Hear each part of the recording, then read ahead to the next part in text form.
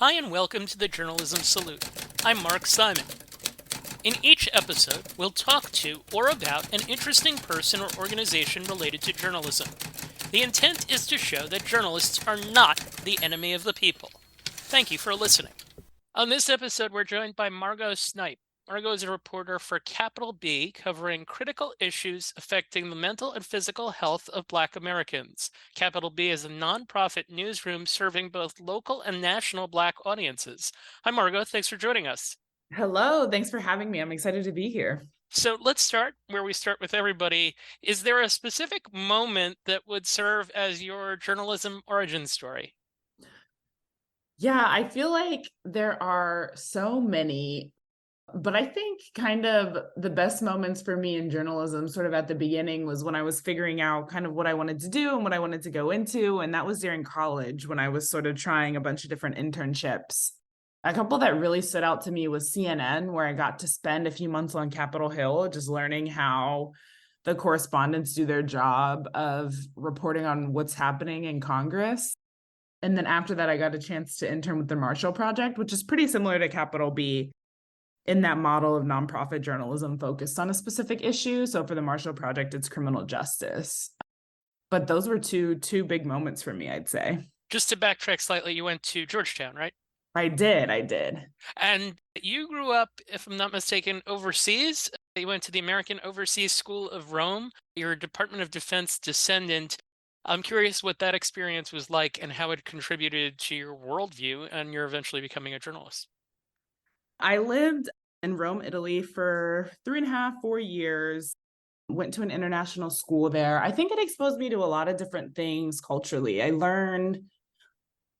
was fully in another culture for 4 years. I played volleyball in an all Italian team, so I can speak a bit of Italian, learn some new languages, which I do think helped me understand the world and journalism a bit better, and just getting comfortable being uncomfortable.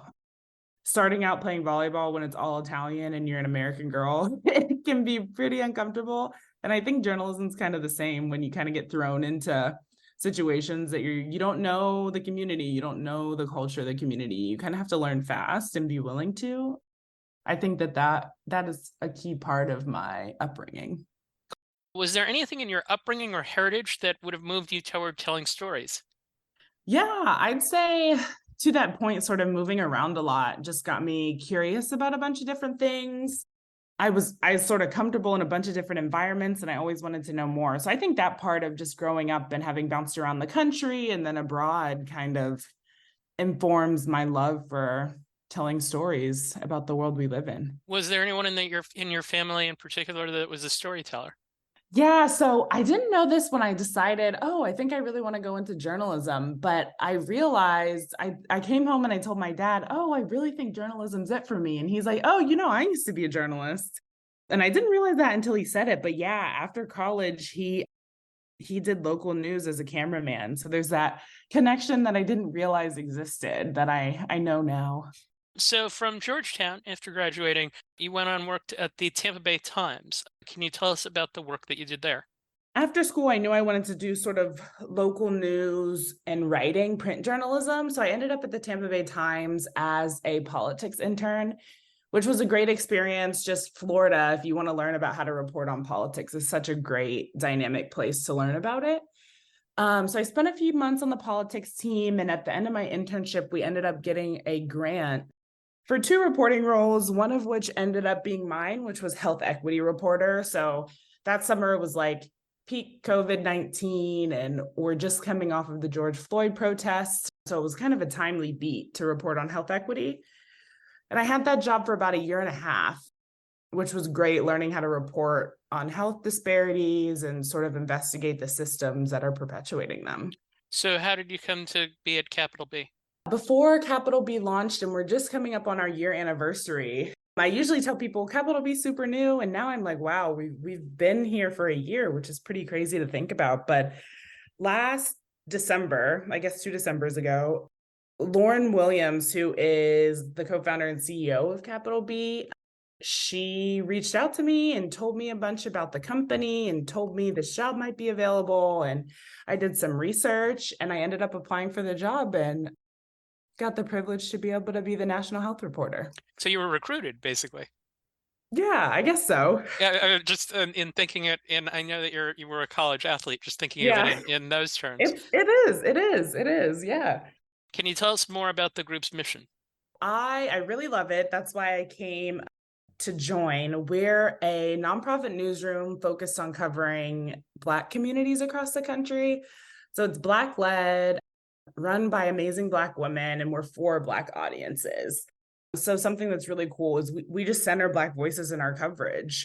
So stories that mainstream news might not be covering, we can pick up. Our mission is to sort of make sure those stories don't fall through the cracks and be able to highlight them. And the way it's set up, we have a national team, which I'm a part of. And then the goal is to have local newsrooms across the country that are reporting on local Black communities. So our first one is in Atlanta, and they're already doing some great work out there in Georgia, focused on Atlanta's Black community. How would the local coverage differ from that of a Black newspaper? A lot of what Capital B does and what I've been super impressed with on the Atlanta side is really based in community engagement. So they've had a lot of community conversations that reporters have organized, bringing people in to sit down with them to talk about the issues that are most important to them. That sort of informs how we go about our coverage. And I think that's pretty unique to Capital B in the way we tell our stories. You cover how racial bias in medicine impacts our lives and investigate inequalities in the American healthcare system. And I'm going to just read a couple of examples of stories, and there's a fair number of them.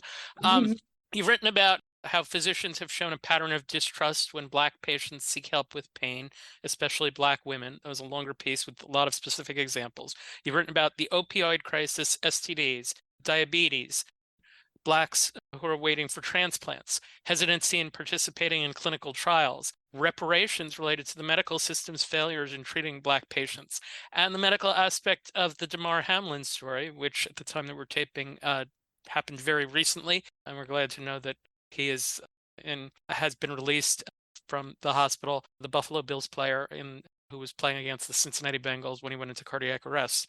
You also delve into politics sometimes, and I'll deal with that actually separately. How do you come up with your health story ideas? It is definitely a mixed bag. So some of it is sort of off the news. Like when Roe v. Wade was overturned, that's sort of like, okay, how does this impact Black women, Black Americans? With the Damar Hamlin's collapse, it's sort of like something I knew Black folks were at higher risk for heart failure in the back of my mind. So that happens, and I'm trying to connect the dots. What's the connection there? That morning, I woke up from a message from my editor saying we should probably jump on this. So sometimes it is a new study that comes out that shows me something. Sometimes it's something I know in the back of my head that I'm sort of like, how do we build this out into a story? Yeah, sometimes it's my editor saying, this is a really newsy topic. Is there something we can do with it? So it kind of is all across the board in terms of how we find our stories. So, what is the reporter editor relationship like? It's great. I think one thing that I love about Capital B and that I haven't experienced in other newsrooms is the amount of time, one-on-one time I get with my editor. So we talk about breaking news when it comes up, but also I'm in the middle of a big project. The amount of time we've been able to talk through all the details that I have and really dig into it has been great. So I think the great thing about Capital B being a startup is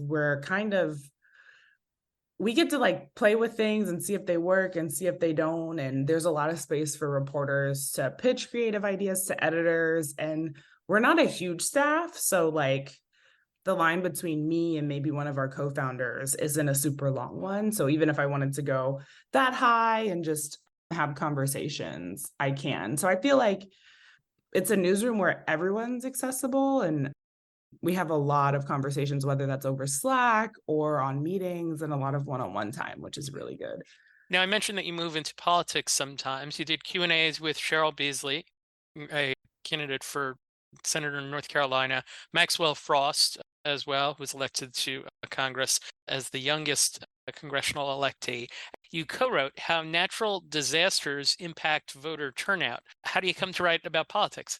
Some of that is also the nature of a startup where capital B so small and we don't have a national politics reporter yet that it's sort of all hands on deck when it comes to covering the midterms or something like that.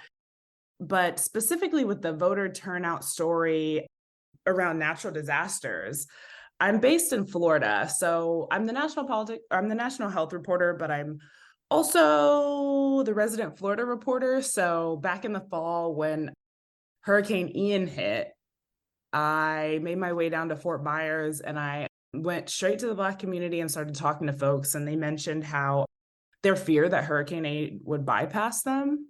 And we did a couple stories on that. FEMA ended up responding to some of the reporting, but in some of that reporting, we're talking about the elections coming up. How is that going to affect voting, and sites are shut down, and what's that going to look like? So we ended up turning that into a story. You talked about impact and the work that FEMA did. What other impact have you seen off of reporting that you've done? Capital B is in a really unique position because if mainstream news is covering one thing, we're looking at it from the angle of how does it impact Black Americans. I've seen a lot of our coverage on any beat sort of shift the way that other news outlets are covering topics. I know monkeypox was a big one where our story idea, we wrote a story about how Black Americans were disproportionately affected by it, but US officials weren't talking about that. That idea was just sparked from we were listening to a media briefing and we didn't hear the disparities mentioned at all. So we're kind of like, maybe that's a story. We ended up writing it. And Atlanta did some good work on this too. And we saw other outlets start talking about how the virus was impacting Black Americans. So I think that that's sort of shifting the way we view impact. It could be federal agencies like FEMA, but it can also be around what conversations folks are having, whether that's agencies or other journalists. I mentioned the Q&As that you did, Cheryl Beasley and Maxwell Frost. I just recently, we did an episode where a reporter that we interviewed in Alaska got a chance to interview the governor one-on-one. What was the experience of doing those interviews like, and what was the process of prepping for them? Well, it's nice because I spent a lot of time when I was figuring out exactly what my beat would be in politics. CNN and then the Tampa Bay Times as a politics intern. So I always kind of love going back to it and getting into it. But I love being able to sort of focus on politics through a lens of the issues that are affecting folks. So a lot of those Q&As just I kind of framed through a health perspective of both those candidates were thinking about health and thinking about health in a broad way. So just health as people's well-being. So whether we're looking at environmental justice or mental health, which have been big topics, or gun violence, those have been ways to broaden how we view health. And so talking to those candidates about what we mean when we say health was really interesting. And I think the prep just looked like sort of some background reading and learning what their policy platforms were and getting them to chat about some of that. What you kind of got into this here in terms of what the characteristics of your writing are. I'm curious about what would people say about describe Margo the reporter? I know how I would like them to describe Margo Snipe reporting. Some things that I love are accountability journalism, narrative writing, and data. So anytime I get to combine all of those different aspects, it's a fun time. I think some of the Fort Myers hurricane reporting was fun because we got to do some breaking news, some accountability journalism, and, we're walking on the streets talking to folks, and, I could practice some creative writing in that sense as well. I'm also drawn to emotional pieces. I know you mentioned the piece about physicians dismissing Black women's pain. I think I got some messages after that, and I think that resonated with a lot of people. And even the women that I spoke to who were finally feeling like they could share their stories felt good about it. So, yeah. Are you doing stories where things that maybe they happened to you or happened to a family member or happened to a friend, and you bring a unique perspective to that because of because of the fact that they happen to other Black women or family members? I'd say yes, and I'd also say something that surprised me, like with saying with that same story, Black women's pain, I didn't necessarily go into it like, oh, I've been treated that way too. But after I did the reporting, I wrote it, it's published. I thought about like some of the times in my life where similar things have happened. I mean, I was an athlete for a long time, played in college. So, I mean, that definitely comes up when you have injuries and you're dealing with athletic training staff and what that looks like. So I definitely do find myself kind of reflecting on how these things play out in my daily life. And I have a difficulty shutting down my reporting sometimes. I'm working on a maternal health project. And so every time I see like a pregnant woman, I have to stop myself from asking asking questions about their whole experience and everything like that. But Yep. Yep. So what piece were you can you tell us about a piece that you're most proud of? yeah, there are a few. One that I thought was a really interesting one, just published pretty recently over the holidays, and that was about the kind of a movement around reparations in healthcare. It's something that I hadn't heard a ton about, but being able to dig into it and say, have reparations happened for wrongdoings in healthcare? Have they been done before, and what would they look like, and what does the movement look like, and where do people want to go? It was sort of a really cool opportunity to get ahead of something like that. Yeah, that ran December 30th, both on your site and on Vox. And I remember when I saw the headline, the first thing I thought of was Henrietta Lacks. Mhm. As I had just read maybe a year or so ago, I read the book that was written about her, Mhm. and that is that's a particularly compelling story in a lot of ways. Can Mhm. you walk us through a day in the life? Maybe give us an idea of, maybe use the Damar Hamlin piece or use that one that you were just talking about, and take us through like idea to completion, what you did, like the steps along the way. Sure. Yeah. The Damar Hamlin one, anytime it's breaking news, it's a little different. I kind of like whatever's on my schedule, whether it's for a project or something, kind of goes out the window. I usually have a check in meeting with my editor to talk about exactly what the story would say, or either I ping an idea for her, or she pings an idea for me. We talk about exactly what the story would say. I go digging through experts. I have this Google spreadsheet of, all the people I know and how to contact them, kind of dig for experts, send off emails, try to pull some data if it's relevant. And with Damar Hamlin, I was really focused on keeping up to date with his latest condition because it was changing and updates were coming out. And that was also relevant to the story. I also worked pretty closely with the social team. So pinging them, brainstorming with them, doing the interviews, writing, filing, kind of going back and forth with my editor. Also trying to repurpose some of the story writing for a Twitter thread. And then eventually it's all published online. How long is it from idea to completed product in that? Damar Hamlin was pretty fast. That was like, morning 8 a.m. to end of day. So that was pretty fast. Then I have like a project I've been working on for almost a year that basically it has the exact same process. It's just over the course of an entire year. Wow, that's intense. So on the company website, you said that your favorite Black storytellers and creators are your sources, specifically citing their courage in speaking up. What do you do to make sure that your sources are comfortable in doing so? I feel like people ask this question about interviews a lot, and they just don't know what to say because I think that I just show up as me. And I, especially if it's like a big story or like a sensitive topic, I do show up very nervous. And I think my sources can feel that. They probably can. They must be able to. Maybe that makes them more comfortable that I'm just like, you know, I'm like, I don't really know. There's no pressure. Let's just chat. Well, That's sort of how I doesn't approach empathy it. come across? I would like to think so. I hope so. How has being a journalist changed how you view the world? I think I notice a lot more about things that are happening. I know I even mentioned earlier, like before I started this maternal care project, I didn't notice pregnant women as much as I do now. It's kind of like everywhere. I notice trends and patterns a lot more. And I think it's always interesting too, if you're like at dinner with a friend or coffee with a friend, I think so much of the work journalists do kind of come up in just conversation, which is really cool and kind of adds some depth to the life we're living. So, how do you view the profession as a young Black woman? That's a big question.